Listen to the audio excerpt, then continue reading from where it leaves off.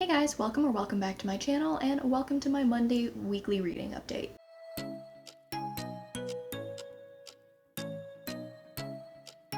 So I wanted to do these videos as kind of like a weekly reading catch-up situation, maybe even a little bit of like catching up on what I've been watching, and see if I can keep this going. I don't really know how successful it's going to be.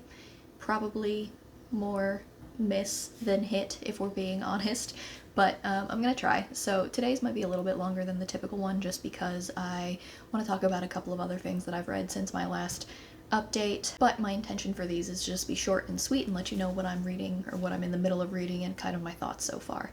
I don't really remember where I was at during my last, like when I was in the middle of April and I was trying to wrap up all of the things because I had a really prolific reading month in April.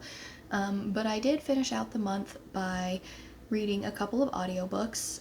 So I read The Dangerous Ones. I'll pop a picture of that up over here. This is an arc that was sent to me by Macmillan Audio. So think Civil War with vampires and these people that are called saints that are like naturally born stronger and faster than regular people.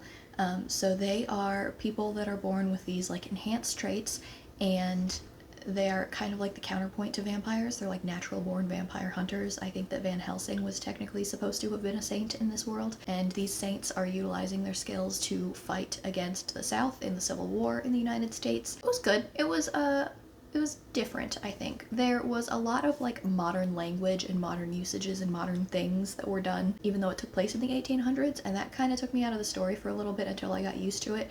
But it was like a very anachronistic kind of situation where they were using modern slang, and once you got used to that, it was like, it was fine. It was entertaining even. I mean, it's a fantasy world officially, just with events that were similar to our events, I guess you could picture it as. So once you get used to that, it kind of makes it easier to figure out. And then after that, I picked up an audiobook called The Silver Blood Promise.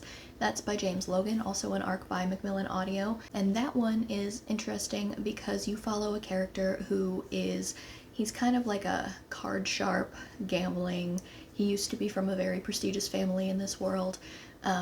And he kind of got kicked out of the academy that he was at because of a murder that occurred, and so he's just kind of trying to find his way through life, enjoying life, doing whatever he can to just like get by when his father is murdered, and he is sort of tasked with figuring out who did it. His father leaves him a note that sends him to another city in order to figure out what happened, and he's just kind of trying to follow the clues. So that one's been interesting so far as well. So I am probably about 75% of the way through that one now, and I am really enjoying it. I think it's like a 17-hour audiobook, so it's taking me a minute, especially because I'm pretty much only listening to it while I'm at work.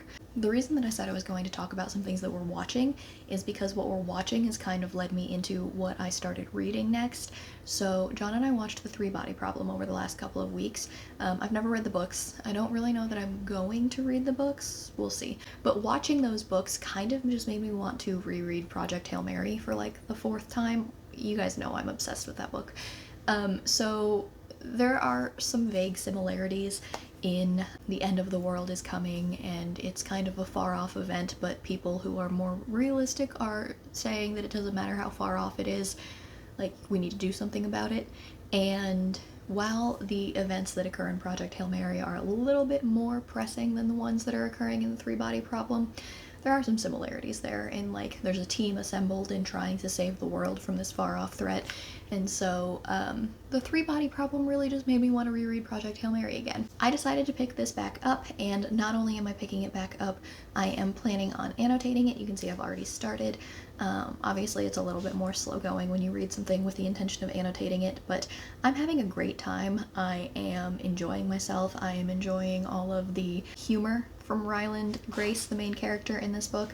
If you haven't heard me talk about it before, a deadly threat is coming upon the earth because the sun is dimming, and if you are not aware of the consequences that that could have on the entire world, the dimming of the sun is going to cause, in this case, like a 10 or 15 degree drop in the world, like global temperature, which would obviously send us into an ice age, which is bad. So they're trying to figure out how to stop that. They're trying to figure out what caused it. I'm not going to spoil anything at all, but you are seeing it all from the perspective of somebody named Ryland Grace. He is a middle school science teacher who used to have a big presence in the microbiology world.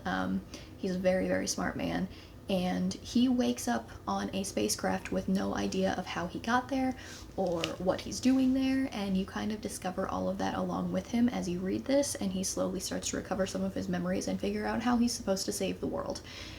It's so good. I recommend this book to literally anybody, especially people that like science in any way. If you enjoyed The Martian, you will like Project Hail Mary. I like Project Hail Mary a little bit more than The Martian even. I just love this book so much. I'm gonna stop talking about it now, but it's very, very, very, very good. So I'm enjoying my reread of this.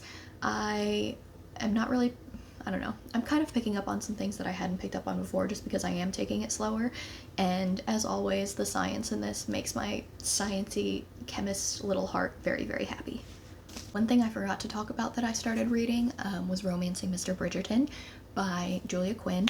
I picked this up like the last week of April because, as we all know, season 3 of Bridgerton is coming out. It's Colin and Penelope, so of course I had to read Colin and Penelope's book. I read it a long time ago. I was reading the Bridgerton series when I was a teenager, and so this is like a nice fun way for me to revisit all of that, and I had a surprisingly good time with it. I know a lot of people don't like book Colin. He didn't really bother me that much. I think that some of the things that people had issues with are his temper, but I don't know. I don't think it's any worse than any other alpha male in any other romance novel that you've read. And I think that there are situations that were handled in this book that were done way better than your stereotypical romance tropes, end of the third act breakup kind of situation. There were a lot of things that could have gone differently, and I actually anticipated them going differently because I couldn't remember the plot at the end of this book. And I was pleasantly surprised in the way that they actually worked together to solve their problems instead of giving us another dumb third act breakup. So I reread Romancing Mr. Bridgerton. I liked it. I had a great time. And then the last thing that I wanted to talk about in this weekly wrap-up is I started reading an arc called The Will of the Many, which is James Islington's new book. If you guys have read his Lycaonius trilogy, that name should sound familiar to you. I have only read the first book in that trilogy. John's on the third book in that trilogy. It's one of his favorites so far. He really, really enjoys James Islington's writing, so I know that he's probably going to enjoy this as well.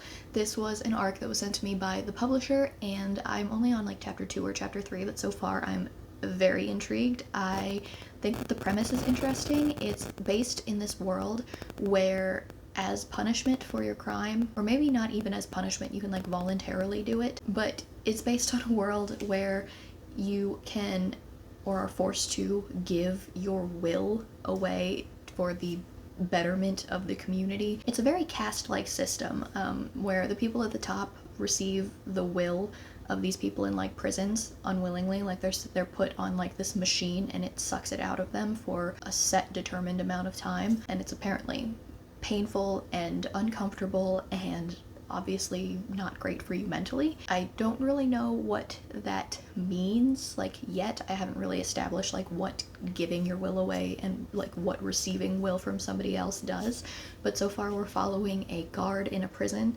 who doesn't seem to be affected by the machines that are used to sap the will away from somebody else. He's got secrets, he's living under an assumed name, and we don't really know much about him yet. As this guard, he had to escort somebody down to interrogate a prisoner, and that's where I'm at so far. I am very interested to see where it goes next. I think that it comes out in 2025, so I really don't want to spoil anything for you guys, but I am enjoying it so far. So that's everything that I had to do for this weekly wrap-up. I hope, like I said, to be doing these every single week. It's probably not going to happen, but I will try and make it as consistent as I possibly can, just to kind of mitigate the extra long wrap-up monthly videos that I had last month. I don't really foresee that being an issue in the future, but it does kind of help if I can point to these as like a better review system.